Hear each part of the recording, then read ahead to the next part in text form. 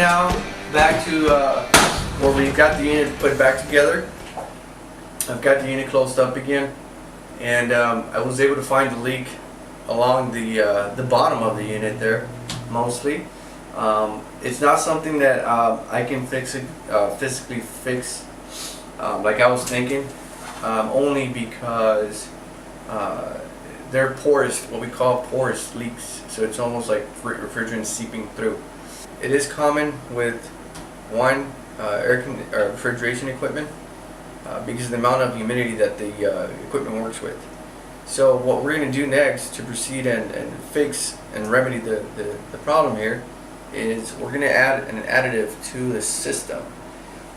When adding those kind of additives, it seals very small leaks normally found in evaporator coils. If it was a weld or something that came off, then I would be welding it right now, but it's not.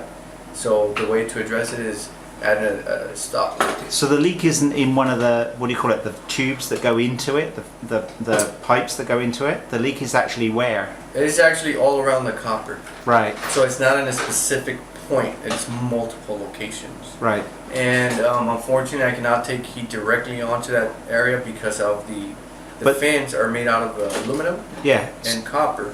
But the copper where you're saying the leak is, what part of the system is it?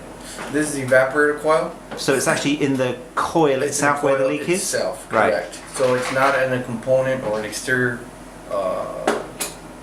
part of the coil or outside the coil. It's actually within the coil area. The coil area consists of fins and tube going from side to side, and fins, aluminum fins that go up and down, which is where the heat transfer happens.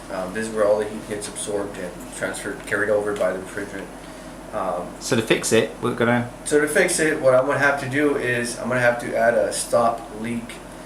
It's a substance. It comes in a can usually. You gotta be careful when adding those type of substance to the equipment because you have to make sure that it's set up for the right tonnage.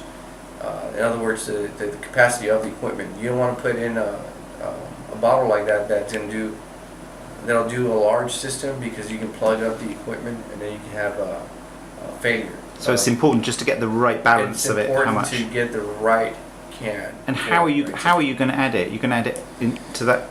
That is added in the condensing unit, Which is outside. Which is outside. So we're going to be going back up there. We're going to be adding the Freon first, and the stop leak is going to be the last thing we add to the system before we put the system back online and get it running. And what do you think the likelihood is that will fix the problem?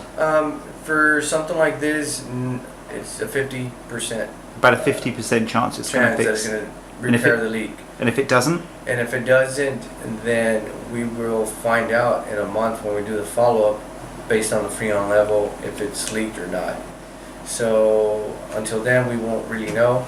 But in comparison to replacing the equipment, this is gives you the opportunity to save a lot more by using that remedy. So this is basically try the stop leak, and then if that fixes it, great. If it doesn't, then the unit will actually have to be. Yes, if it fixes, then you can get another 5-10 years depending. I have had good. I would say in most cases when I've used it, 90% of the times that I've used it, I haven't had any problem. But if it doesn't work? But if it doesn't work, then we're back to the original problem, which at that point we would have to replace the evaporator coil. Right. Cool. So you're saving the client some money, hopefully. Hopefully we can save the customer some money here and get away from trying to replace the unit right now.